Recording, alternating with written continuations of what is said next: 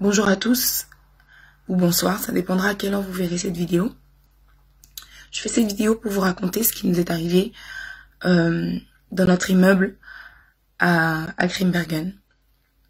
Une après-midi comme une autre, je revenais des stages, j'étais exténuée, donc j'ai décidé de m'allonger un petit peu, de dormir un petit peu pour récupérer. Et mes enfants m'ont dit, eh ben, pendant que tu t'allonges, est-ce que c'est possible qu'on aille chez la voisine jouer dans le jardin, comme il faisait beau. Je leur ai dit, oui, allez-y, je vous rejoindrai plus tard. Lorsqu'ils y sont allés, donc ils étaient en train de jouer calmement, je vais placer le décor.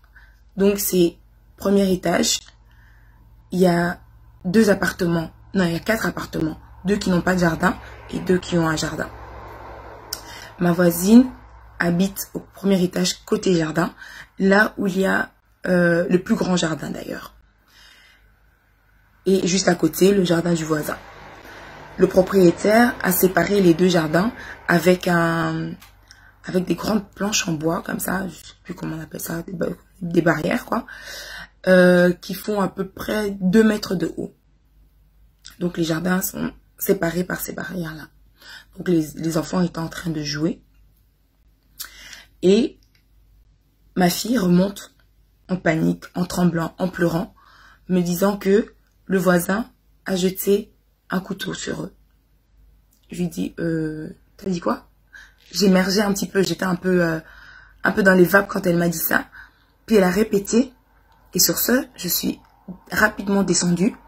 J'ai été directement chez ma voisine, qui était là aussi, avec les enfants, sachant que dans le jardin, il y avait 5 enfants. La plus petite a 6 ans et le plus grand 14 ans. Donc, je vais directement, je descends, je vais voir ma voisine. Elle me dit, oui, effectivement, moi j'étais dans le salon, les enfants dans le jardin en train de jouer, et ils ont vu ce couteau apparaître de nulle part. Et c'est les enfants qui nous expliquent en fait que c'est plutôt mon fils, parce que les petits étaient tellement paniqués qu'ils étaient incapables de dire quoi que ce soit. Mon fils, le plus grand, il est aussi paniqué, mais il avait un peu plus de maîtrise que les plus petits. Et donc, il m'expliquait que non, il a entendu les voisins la première fois qui disaient « Oui, vas-y, vas-y, vas-y ». Et il a entendu un coup contre la barrière. Et il s'est dit que, je sais pas, ils sont en train de faire je sais pas quoi, donc il n'a pas vraiment prêté attention puisqu'ils étaient en train de jouer. Et puis, la deuxième fois, il entend « Vas-y, vas-y ». Et puis là, il voit apparaître le couteau. Et puis il entend dire que oui, est-ce que c'est passé? Et l'autre répondre « Oui, oui, oui, c'est passé cette fois-ci ». Donc là, quand mon fils me dit ça, je lui dis « Mais t'es sûr ?» Il a dit « Oui, ils étaient en train de parler en néerlandais, sachant que mes enfants sont des parfaits bilingues, ils étudient en néerlandais. » Il dit « Oui, oui, je suis sûre et certaine, pardon. Il dit « Je suis sûre et certain, c'est ce qu'ils ont dit. » Et là, ils ont vu le couteau et heureusement, ça n'a touché aucun des enfants. Ça a frôlé l'oreille de la petite et ça a atterri heureusement sur le sol.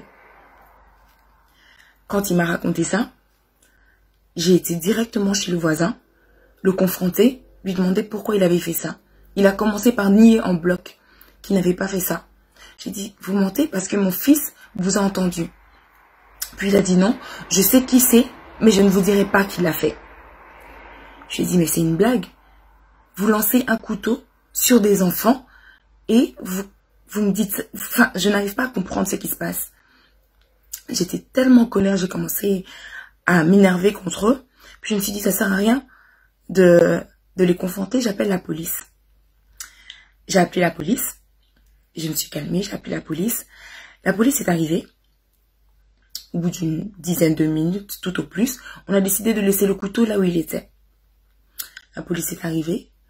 Dès qu'ils sont arrivés, j'ai commencé à expliquer, ils m'ont demandé d'expliquer le problème, j'ai commencé à expliquer le problème. Ils m'ont coupé pour me dire que nous sommes en Flandre, vous devez parler en néerlandais. J'ai dit ok, il n'y a pas de souci. J'ai commencé à expliquer la situation en néerlandais. Sachant que Je suis plus à l'aise en français, mais en néerlandais, je peux m'exprimer en néerlandais. Je ne suis pas parfaite bilingue, mais je peux aussi m'exprimer en néerlandais. J'ai pas discuté. J'ai commencé à expliquer la situation, tout ça en néerlandais. Et évidemment, il y avait des mots qui m'échappaient tellement que j'étais en stress. Donc, mais j'ai quand même réussi à tout expliquer. Alors, ils sont entrés dans l'appartement de ma voisine. Ils ont trouvé le couteau au sol. Et puis, ils nous ont demandé, calmement, qui a mis le couteau là? J'avais dit. Déjà là, ça me... Bon, j'ai gardé mon calme. J'ai dit, quand le couteau a été lancé, quand il a atterri là. Heureusement que ça n'a pas atterri sur quelqu'un. Ils ont dit, ok. Dans un premier temps, ils ont laissé le couteau en place. Ils sont allés chercher... ils sont allés parler au voisin. Ils ont parlé avec le voisin. On n'a pas entendu toute la conversation. Mais ils ont essayé de lui faire 2 ou 3 reproches. Voilà. Et ensuite, ils sont revenus vers nous. Ils ont pris le couteau. Ils sont retournés chez le voisin. Ils ont pris l'étui du couteau qui se trouvait chez le voisin. Et ils sont venus vers nous pour nous dire, oui, nous lui avons parlé, il va se calmer. Et s'il y a un problème, rappelez-nous. Sur ce, je renchéris. Je leur dis, écoutez, moi, j'aimerais quand même porter plainte. Parce que ce qu'il a fait, c'est une chose grave. Ça aurait pu toucher un enfant. Ça a frôlé un enfant. Heureusement que personne n'a été blessé. Mais c'est quand même grave ce qu'il a fait. Oui, oui, oui, on vous recontactera. Parce que comme les bureaux n'étaient pas ouverts pour l'instant, ils m'ont dit, oui, on va vous recontacter. On fera ça plus tard. Je me suis dit, bon, comme on est quand même en période un peu... c'est une période assez particulière. Je vais patienter. Je vais attendre de leurs nouvelles. Et comme ça, je pourrai expliquer mon histoire. Ou plutôt, notre histoire à tous. Et donc, ils partent. Ils partent avec le couteau en question. Donc moi, les jours qui ont suivi ont été compliqués parce que mes enfants avaient quand même peur de sortir. Ils avaient peur de croiser le voisin en question. Et donc, quand je partais, je leur disais, écoutez, fermez bien la porte à clé. Ne sortez pas, vous attendez que je revienne. Ne faites rien, voilà. Et les jours ont passé, je me demandais, mais ils n'ont rien fait et tout, les jours passaient. Jusqu'à un jour, ma voisine vient, comme on parle vraiment souvent, elle me dit, oui, elle a croisé le voisin. Et le voisin lui a dit que, oui, vous avez vu, ils ne m'ont rien fait. Ils ne m'ont rien fait. Je vous avais dit qu'ils n'allaient rien me faire. La prochaine fois, j'offrirai à vos enfants un aller sans retour. Qu'est-ce que ça veut dire, ça? Ok, quand elle m'a dit ça, j'ai dit ok, on va garder notre calme. On attend que la police nous appelle et on va régler cette histoire. Les jours ont passé, les jours ont passé. Et puis, hier matin, on sonne à la porte. Je réponds, l'agent de quartier. Ok, je me dis, ah, enfin, ils réagissent. Et l'agent de quartier me demande de descendre, je descends. Puis, ils montent avec moi dans l'appartement. Ils inspectent un petit peu l'appartement. Et puis, la première question qu'elle me pose, oui, où sont vos enfants? Et là, à ce moment-là, mes enfants étaient partis en congé chez une de mes sœurs. Et elle me dit, oui, est-ce que vos enfants dorment ici? Je lui dis, oui, mes enfants dorment ici, sauf ces quelques jours, puisque comme j'étais en stage la nuit, je voulais pas les laisser seuls. Elle me dit, mais vous êtes sûr que vos enfants dorment ici? Je lui dis, mais oui, vous voyez bien que il y a les chambres de mes enfants, toutes leurs affaires sont ici, ils vivent ici, ils sont domiciliés ici. Elle me dit, oui, parce que le voisin se plaint que vos enfants vont dormir chez la voisine. Je lui dis, ils se basent sur quoi pour dire ça? Parce qu'ils n'ont jamais dormi là-bas. Et quand bien même, qu'est-ce que ça fait? Et elle dit, non, là-bas c'est trop petit, elle n'a qu'une seule chambre. Hein. Je lui ai dit, oui, je suis au courant, mais ça ne s'est jamais produit. Je lui ai dit, c'est quel voisin? Elle dit, oui, je ne citerai pas le nom. Elle me parle du voisin en question qui a lancé le couteau sur les enfants. Ok. Je lui dis, mais pourquoi il dit ça déjà de un? Et pourquoi ce que lui dit, pour vous, c'est vrai? Il n'y a aucune preuve. Et puis elle me dit, oui, et à 5 heures du matin, vous faites du bruit, vous priez le matin. Je lui dis, madame, moi je suis au 3e étage. Et lui, il est au 1er étage. Donc même si je fais du bruit, enfin, ce n'est pas lui qui devrait m'entendre. C'est mon voisin ou c'est peut-être les personnes qui habitent au 2e, mais je ne comprends pas. Elle me dit, alors c'est peut-être pas vous alors. Et puis je lui dis, mais de toute façon, la plupart du temps, à 5 heures du matin, je suis même pas à la maison, je suis en route déjà pour partir à mes stages et tout. Donc, je comprends pas en fait. Vous êtes là pourquoi? Oui, parce que votre voisin s'est plaint qu'il y a du bruit et tout ça. J'ai dit du bruit en journée, peut-être, et encore. Parce que, voilà, bref. Mais la nuit, non. Mes enfants, dans leur lit, ici à la maison. Et de toute façon, je dis, mais je ne comprends pas. Moi, je vous avais appelé pour cette affaire de couteau et vous venez me parler de cette affaire de bruit. Je ne comprends pas en fait. Oh, mais non, mais madame, écoutez, ça c'est la policière qui parle. Je me dis, mais oui, mais madame, il s'est excusé, hein. Je dis, il s'est excusé? Ah bon? Auprès de qui? Oui, mais là, elle me montre le PV. Oui, là, je vois que monsieur a dit qu'il s'est excusé. Je dis, mais madame, moi, en tout cas, je suis pas au courant de ça. Je suis pas du tout au courant de ce que vous racontez. Elle me dit, oui, attendez. Donc, elle descend. Et puis, au bout d'un moment, elle ressonne, elle me demande de descendre. Donc, je redescends. Et là, elle me repose la question. Est-ce que vous êtes sûr que vos enfants dorment chez vous? Là, elle voit que je suis agacée. Et je lui dis, mais madame, pourquoi vous insistez? Pourquoi vous insistez comme ça? Qu'est-ce qui se passe? Et puis, elle me dit, oui, je veux juste être sûre. Je dis, madame, ce que moi, je vous ai appelé pour une affaire beaucoup plus grave, vous n'avez rien fait. Et là, vous me parlez d'une histoire que, soi-disant, mes enfants dorment je ne sais pas où, qui n'est même pas vraie. Et vous insistez sur ça parce que lui, il l'aurait dit. Donc, c'est vrai. Elle me dit, oui, non, mais ne vous énervez pas. C'est juste, je veux savoir si vous voulez, je mène une enquête. Je dis, oui. Je veux que vous meniez une enquête. Menez l'enquête. Parce que je comprends pas, vous n'avez aucune preuve. Mais là, vous êtes en train d'insister sur une chose qui n'est même pas vraie. Et puis moi, j'ai encore surenchéri sur cette histoire de couteau. Je dis, mais madame, moi, ça, c'est une banalité. Moi, je parle d'une affaire plus grave. Et puis elle me dit, mais non, mais écoutez, on va appeler le voisin, comme ça, on va régler cette histoire aujourd'hui. J'ai dit, ok. Donc, elle appelle le voisin en question, le monsieur, qui arrive. Et là, il commence à parler, à dire plein de choses. Je n'ai pas retenu la moitié de ce qu'il disait, franchement. Donc, je faisais tout pour garder mon calme. Et puis, il dit, oui, mais madame, monsieur n'a pas fait exprès. Et puis, lui-même, le voisin dit qu'il n'a pas fait exprès. Je dis, mais madame, vous pouvez m'expliquer comment on fait pour ne pas faire exprès de prendre un couteau? Pas n'importe quel couteau, c'est même pas un couteau qu'on trouve dans la cuisine. C'est pas un couteau de cuisine, c'est un couteau de l'armée. Vous pouvez m'expliquer comment on fait pour ne pas faire exprès de lancer un couteau au-dessus d'une barricade qui fait quasi 2 mètres. Le monsieur est pas plus grand que moi, il doit faire 1m60 quelque chose.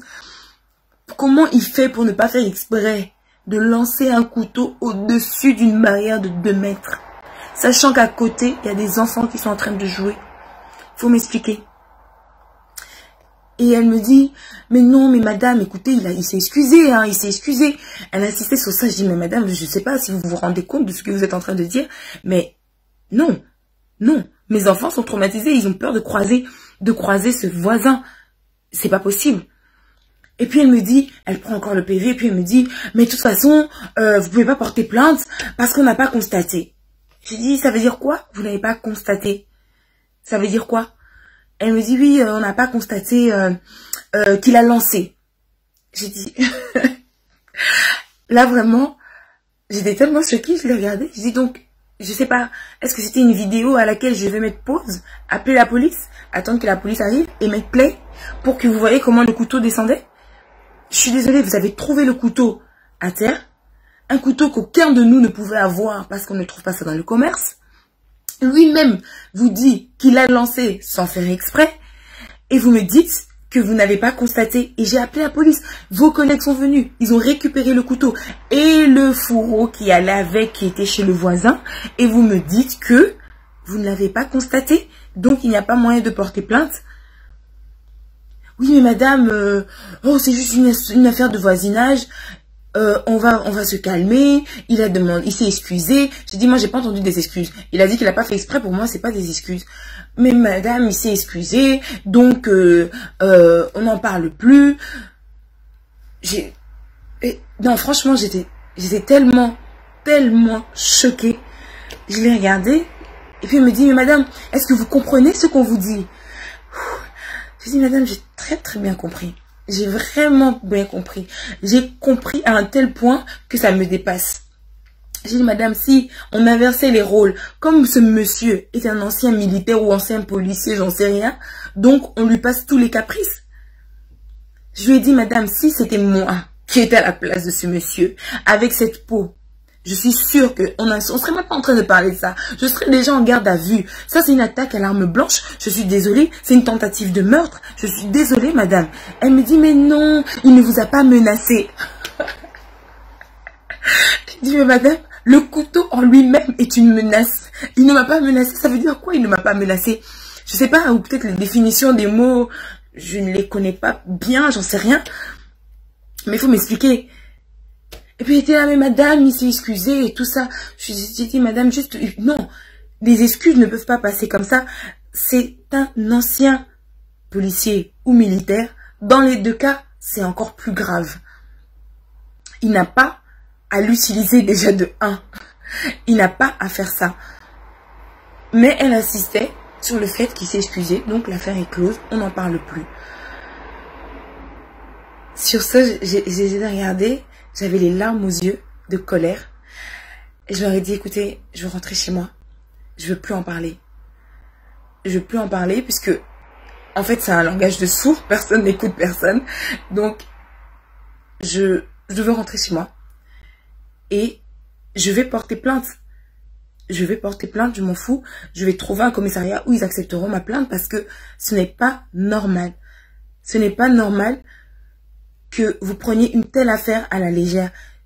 Il faut quoi? Il faut qu'il y ait un drame pour agir? Il fallait qu'un des enfants soit blessé ou mort pour agir? Je sais pas. Une affaire pareille, je ne comprends pas que ça reste comme ça.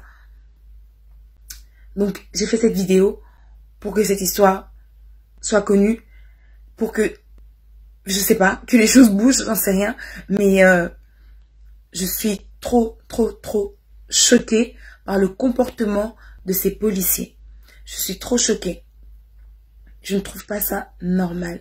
La façon dont cette affaire est traitée jusqu'à présent n'est pas normale. Désolée, il fallait que je le raconte et encore, j'ai essayé de faire un résumé pour que vous ayez vraiment les éléments, le plus gros des éléments. Mais il fallait que j'en parle. Merci à tous.